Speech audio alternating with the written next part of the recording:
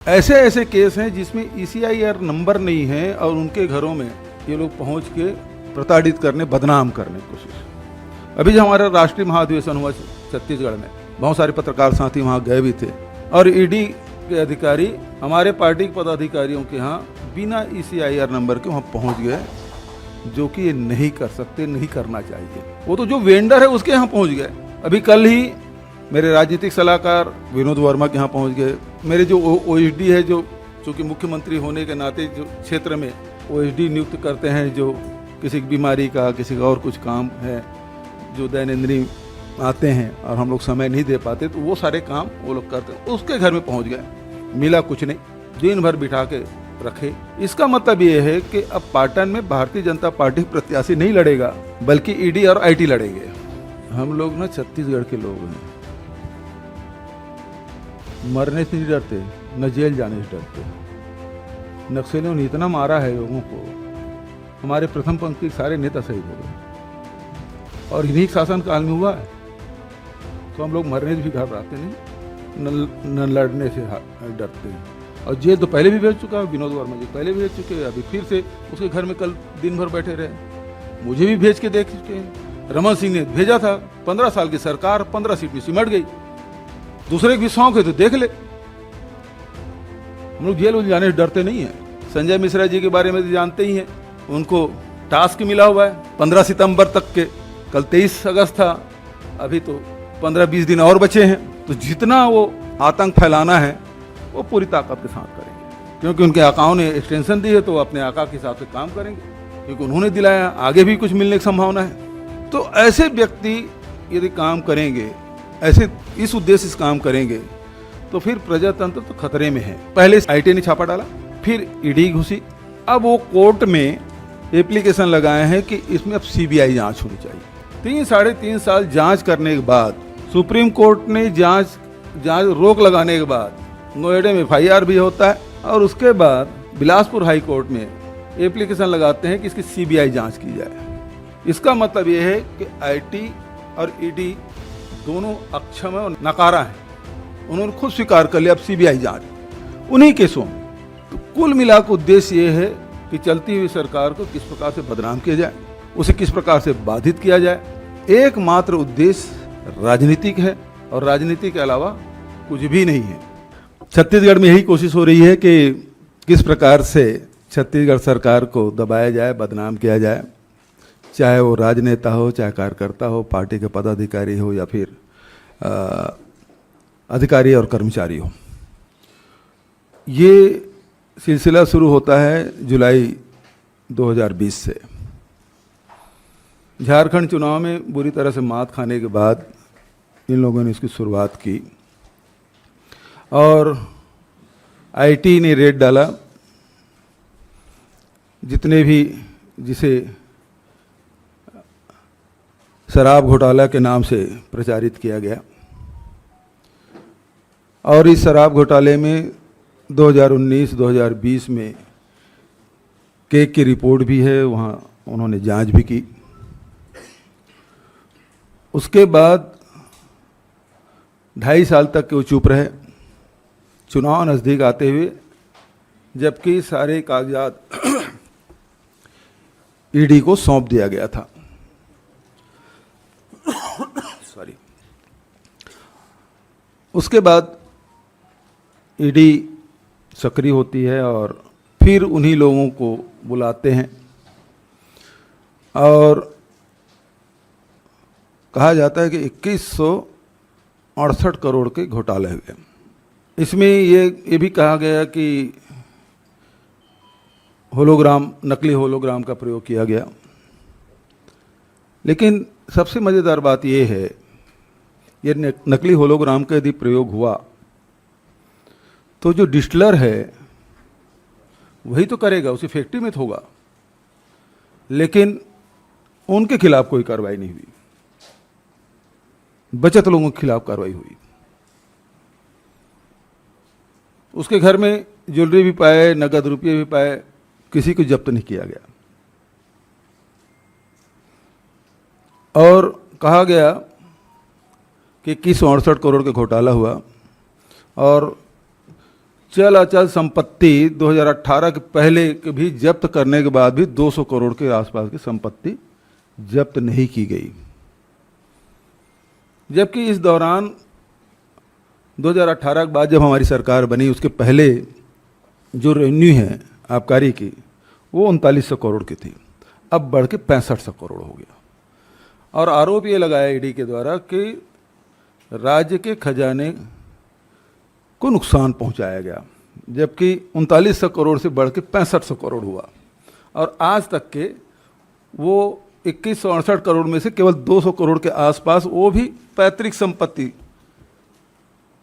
और 2018 से पहले अर्जित की गई आय उसको जोड़कर भी 200 करोड़ नहीं पहुंचा। दूसरी बात, कोल स्कीम का आरोप लगाया 500 करोड़ का। एफआईआर दर्ज हुआ कर्नाटक में, फिर दर्ज हो गया भोपाल में, अभी नोएडा में भी हुआ। और उसके बाद 4 बार वो सप्लीमेंट्री चालान प्रस्तुत कर चुके हैं, और सब मिला के चल अचल संपत्ति सब मिला के अभी तक 150 करोड़ पहुंचा है। आरोप 500 करोड़ का है, लेकिन संपत्ति 150 करोड़ वो बता नहीं पा रहे हैं। तीसरी बात उसमें महत्वपूर्ण, अभी लगातार जो कोशिश की जा रही है कि धान में भी पैडी में भी स्कैम हुआ, सारे राइस मिल में छापा डाले गए आईटी के द्वारा। अब ईडी सीरीज घुसेगी। तकलीफ उनको ये है कि किसानों के 107 लाख मीट्रिक टन जो धान है वो मिलिंग कैसे हो गया। अभी तक होता यह था कि धान बाहर में पड़े रहते थे, जैसे मध्य प्रदेश की खबरें आती है कि गेहूं बाहर में पड़ा हुआ है और सड़ गया। छत्तीसगढ़ में खबरें आती थी कि धान खुले में पड़ा हुआ है, भीग गया, सूख गया और सड़ गया। वो सारे नुकसान हमने बचाए, उनको हो गई परेशानी, अब उसमें घुसे हुए। अभी डीएमएफ में भी मज़ेदार बात यह है कि भारत सरकार के द्वारा बिना कोई ईसीआईआर के वो माइनिंग डायरेक्टर को चिट्ठी लिखते हैं कि कितना काम हुआ वो हमको बताएं। उसी प्रकार से एक सवाल रजिस्ट्रार को भी किया जाता है कि कितने जमीन की रजिस्ट्री इन 3-4 सालों में, जब से हमारी सरकार बनी है 18-19 के बाद, कितनी रजिस्ट्रियां हुई हैं। इसका मतलब है वो सारे रजिस्ट्री लाएंगे और सबको अभी कम कर क्या रहे हैं, कर ये रहे हैं कि ये घरों में जाते हैं, सबसे पहले मोबाइल जब्त करते हैं, फिर घर में जो संपत्ति है, जो रुपया नगद है, ज्वेलरी है, उसको सीज करते हैं, बैंक खाते सीज करते हैं, डायरी वगैरह भी हो या कुछ कच्चे में लिखा हुआ हो, सबको पकड़ते हैं। 5-6 दिन तक के घर में बंधक बना कर रखते हैं, चाहे वो वृद्ध माता पिता हो, बीमार हो, उनसे कोई लेना देना नहीं, बैठे रहेंगे। तो सवाल तो इनके पास होते नहीं, और जब तक के ऊपर से आदेश नहीं होगा तब तक खाली नहीं करते। फिर वो राजनीतिक सवाल करना शुरू करते हैं,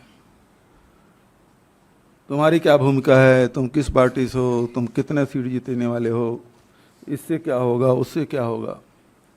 वो सारे राजनीतिक सवाल भी पूछना शुरू करते हैं।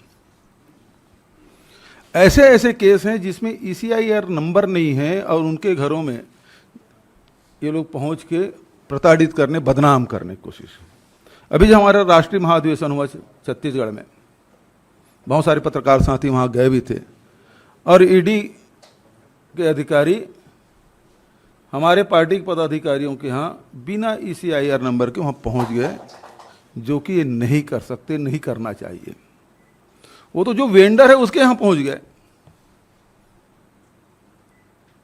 अभी कल ही मेरे राजनीतिक सलाहकार विनोद वर्मा के यहाँ पहुँच गए। मेरे जो ओएसडी है, जो चूँकि मुख्यमंत्री होने के नाते जो क्षेत्र में ओएसडी नियुक्त करते हैं, जो किसी की बीमारी का, किसी का और कुछ काम है जो दैनंदिनी आते हैं और हम लोग समय नहीं दे पाते, तो वो सारे काम वो लोग करते हैं। उसके घर में पहुंच गए, मिला कुछ नहीं, दिन भर बिठा के रखे। इसका मतलब ये है कि अब पाटन में भारतीय जनता पार्टी प्रत्याशी नहीं लड़ेगा, बल्कि ईडी और आईटी लड़ेंगे। एक और बात आपसे कहना चाहता हूं कि पहले सीबीआई ने आईटी ने छापा डाला, फिर ईडी घुसी, अब वो कोर्ट में एप्लीकेशन लगाए हैं कि इसमें अब सीबीआई जांच होनी चाहिए। 3-3.5 साल जांच करने के बाद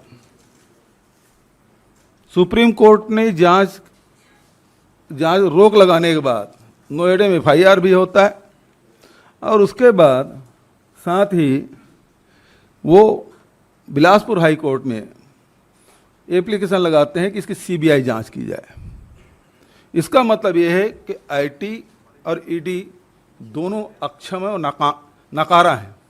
उन्होंने खुद स्वीकार कर लिया अब सीबीआई जांच उन्हीं केसों में। तो कुल मिलाकर उद्देश्य ये है कि चलती हुई सरकार को किस प्रकार से बदनाम किया जाए, उसे किस प्रकार से बाधित किया जाए। एकमात्र उद्देश्य राजनीतिक है और राजनीति के अलावा कुछ भी नहीं है। हमारे गृह मंत्री जी जाते हैं यहाँ से, 2-2 बार गए, वो सीधा भारतीय जनता पार्टी कार्यालय में जाते हैं, वहीं रात रुकते हैं, पता नहीं क्या करते हैं और चले आते हैं। तो कुल मिला के है कि आप प्रजातांत्रिक ढंग से चुनाव नहीं लड़ना चाहते, आप ईडी और आईटी के माध्यम से लोगों को डरा के धमका के उसके कार्य को बाधित करके उसको प्रताड़ित करें। और ईडी जो है वो कितने लोगों को मारपीट कर रहे हैं, कितने लोग धमका रहे हैं, आप इस पेपर में दस्तखत करो नहीं तो आपको जेल भेज देंगे। रात भर मतलब 45 घंटा लोगों को सोने नहीं दिए। रात को 10-11 बजे के बाद आपको पूछताछ करने का अधिकार नहीं, लेकिन यदि आप ईडी ऑफिस के आप फुटेज निकालेंगे तो सारे जो पूछताछ है वो 11 बजे के बाद शुरू होती है। अमानवीय तरीके से निरंकुश हो चुके हैं जितने ये लोग संशोधन किए, तो बेतहासा उनको अधिकार मिला हुआ है। और जमानत तो किसी को होना नहीं है, 8-15 दिन, हफ्ते, महीने, दिन की बात नहीं, आप सालों पड़े रहिए, कोई जमानत उमानत होना नहीं। तो डर यही है, डर ये बताते हैं कि आप हम जो कह रहे हैं उस जो पेपर लिख के लाए हैं उसमें दस्तखत करो, हस्ताक्षर करो, और नहीं तो आप जेल जाओगे और जेल जाने के बाद आपको जमानत नहीं मिलेगी। ये स्थिति छत्तीसगढ़ में है। और इतने कम से कम उस छोटे से राज्य में 200 से अधिक आईटी और ईडी डीआरआई करके छापे पड़ चुके हैं।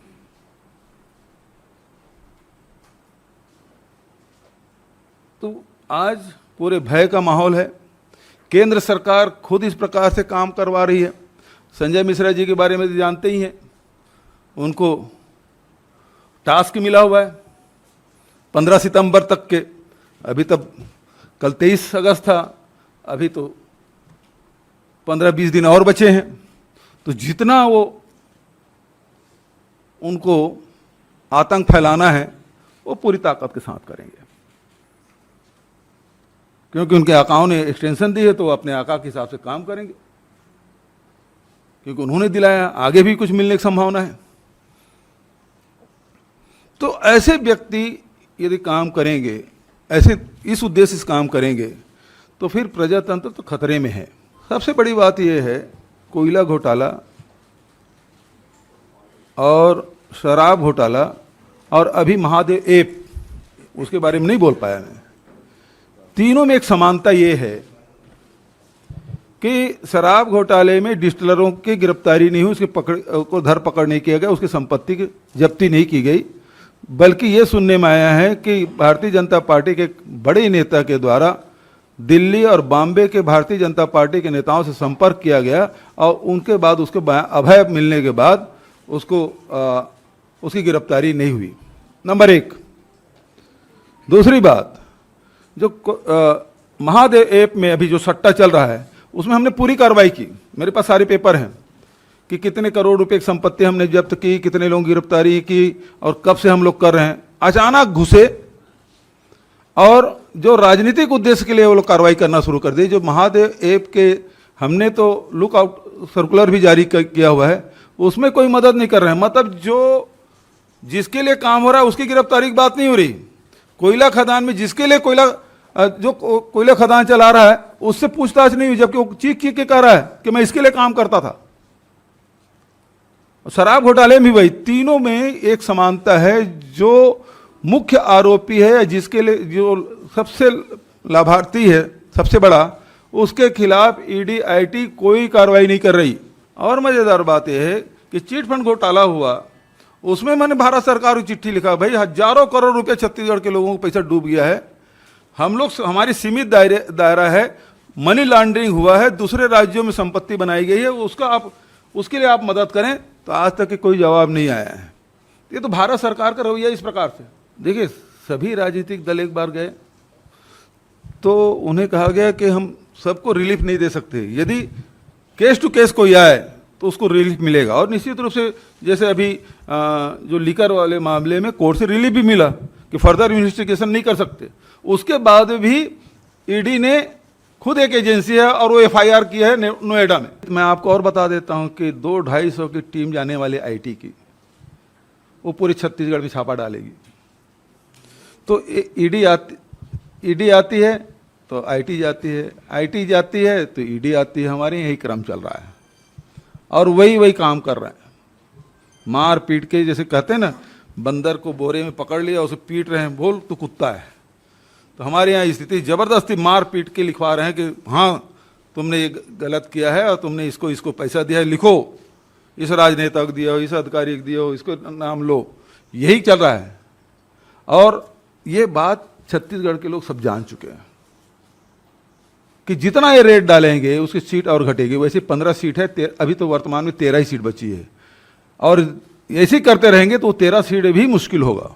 जो मुख्य आरोपी हैं, जो मुख्य खिलाड़ी हैं, जो ऐप चला रहे हैं, वैसे भारत सरकार करे क्या 28% जीएसटी दे दें फिर सब लीगल, क्योंकि वो क्रिकेट में भी कर रहे हैं और सब में वो सब बेट करा रहे हैं।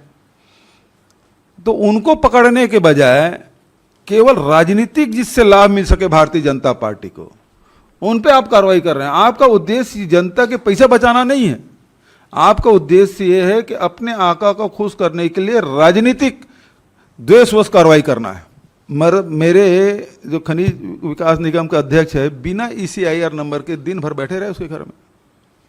सन्नी अग्रवाल जो सन्निर्माण कर्मकार मंडल का अध्यक्ष है, बिना ईसीआईआर नंबर के आप 2 दिन तक के बैठे रहे, उसके भतीजे के साथ मारपीट किए। तो ये नहीं लगता कि बिना अपराध के आप किसी घर में घुस रहे हैं? बिना ईसीआईआर के आप माइनिंग डायरेक्टर को बोलते हैं कि कितने आप डीएमएफ में काम हुए उसकी जानकारी दो। आप जो रजिस्ट्री ऑफिस है उसमें आप कर रहे हैं कि पूरे प्रदेश में जितनी रजिस्ट्रियां हुई है उसकी हमको कॉपी दो। किस तहत मांग रहे हैं आप? यदि केस कोई पर्टिकुलर केस है, इस केस से संबंधित इन व्यक्तियों के द्वारा कितनी संपत्तियां अर्जित की गई, कितनी रजिस्ट्री की गई, यदि ये मांगते तो समझ आता कि ये सही तरीका है।